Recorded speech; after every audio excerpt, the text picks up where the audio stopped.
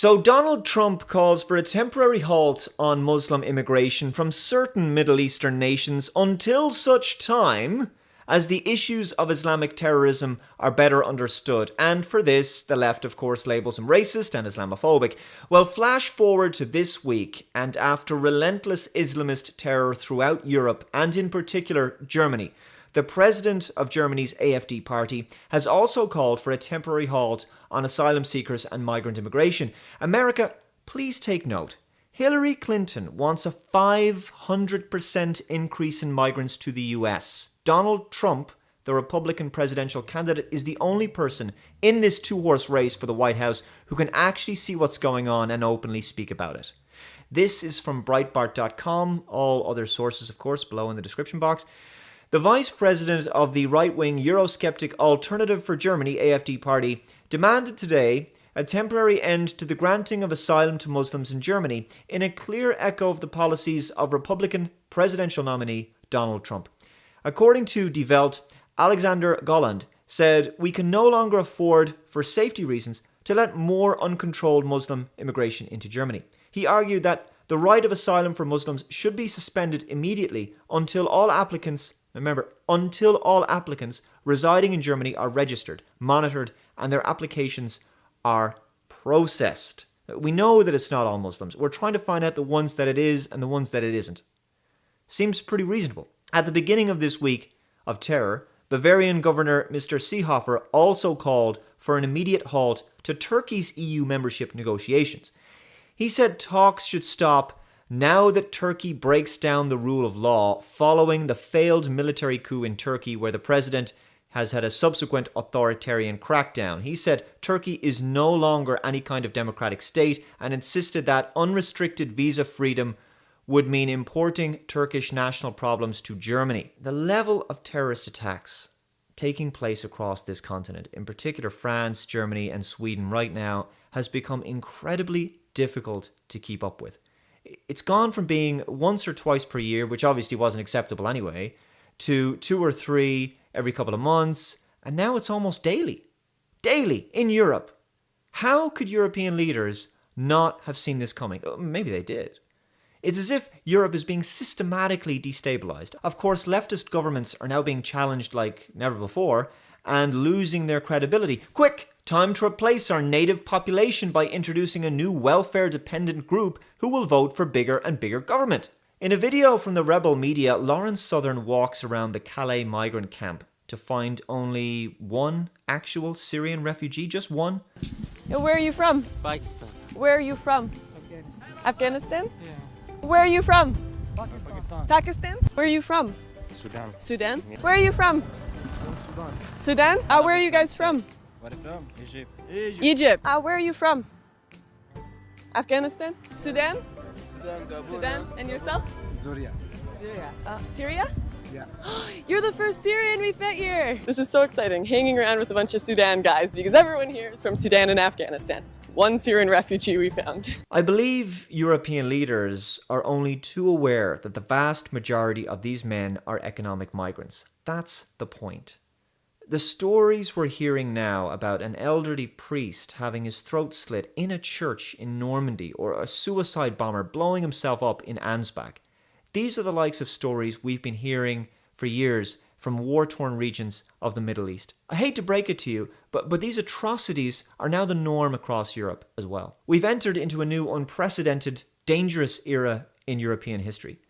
European leaders who have supported mass, unfiltered immigration of these military-aged, young, strong men with a set of moral codes and ethics and beliefs that are antithetical to those of Western, secular, free, democratic nations, these politicians now have blood on their hands.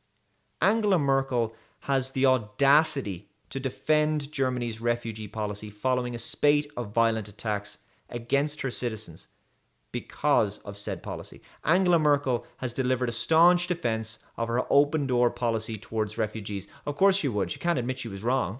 Insisting she feels no guilt over a series of violent attacks in Germany. A rejection of the humanitarian stance we took could have led to even worse consequences, the German Chancellor said. What? What? Worse consequences for Germany? What are you talking about? Okay, you let in a large group of people. Many of them are peaceful. Some of them have very, very different views on how a society should function. They have very different views on women, on gays, on non-believers, on you name it. Very different views on morality. Some of them are even aligned with terrorist organizations. So when you introduce them into your country and they don't want to integrate and they don't care about your rule of law, they don't care about your culture, or your laws, or your values, you've only yourself to blame. How would there have been worse consequences? I'm trying to understand, Angela. How? It's like you let a terrorist into your country and you get terrorism. If you don't let the terrorists in, you don't get terrorism. It's a very simple equation. How would the consequences have been worse? What shit are you talking now? She added that the assailants wanted to undermine our sense of community, our openness, and our willingness to help people in need. We firmly reject this. I'm sorry, but you're not going to stop this with hugs, with cuddles and kisses. It's not going to happen. Okay, you can have peace and love and unity and all those things, but in order to achieve those, you have to be willing to defend them. In order to have those things, you got to defend them. The West wasn't won with hugs and kisses.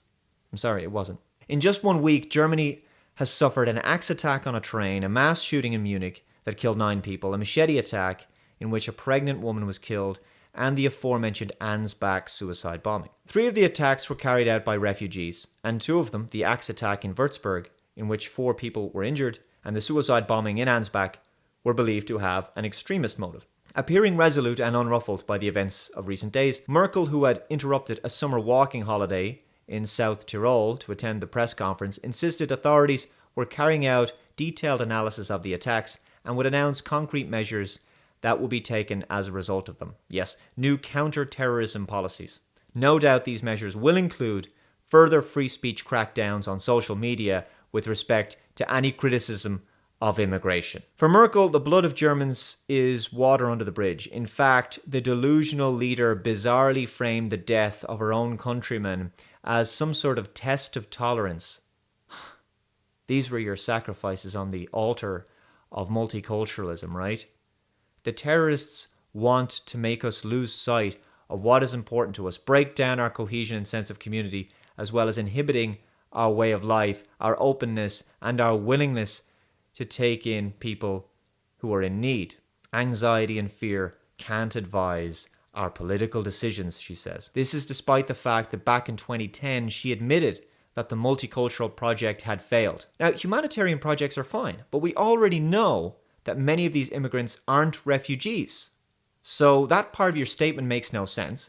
Secondly, the terrorists are already winning because your new increased security measures and police checks will impact upon the average German citizen's life adversely anyway. Cohesion has already broken down. I mean, if you have to declare things like martial law, or you have to increase the military presence on your streets, or just have more police and all this kinds of stuff, you're already starting to lose. You've lost the peace and unity and freedoms that you had before this violence broke out. People are scared out of their minds thanks to your policies. And how dare you say anxiety and fear can't advise our political decisions? Your hands are covered in blood, soaked in the blood of people who no doubt voted for you. There was no necessity to take in these particular murderers behind these attacks. You didn't have to do that. The fear and anxiety of German citizens is justified. Their country is under attack by Islamists. And you're saying that we should just tolerate more of this. This is some sort of sadomasochism. Fear is a sensible response to extreme violence that is threatening your very livelihood, and a good indication that something is very seriously wrong. Now, of course, not all Muslims, etc., etc. I know, we never said it was all Muslims. I said these particular perpetrators, and sadly they come from cultures that are totally at odds with freedom, gender equality, homosexuality, self-expression, democracy, and pretty much everything else that makes the West itself, free and great. Those moderate Muslims who want to integrate, awesome. They can be welcomed into our societies. Those people who want to live in their own isolated communities under a completely different set of rules and then force that upon others, that's where we have problems. Angela, you have lost touch with reality and have betrayed the people you were charged with protecting.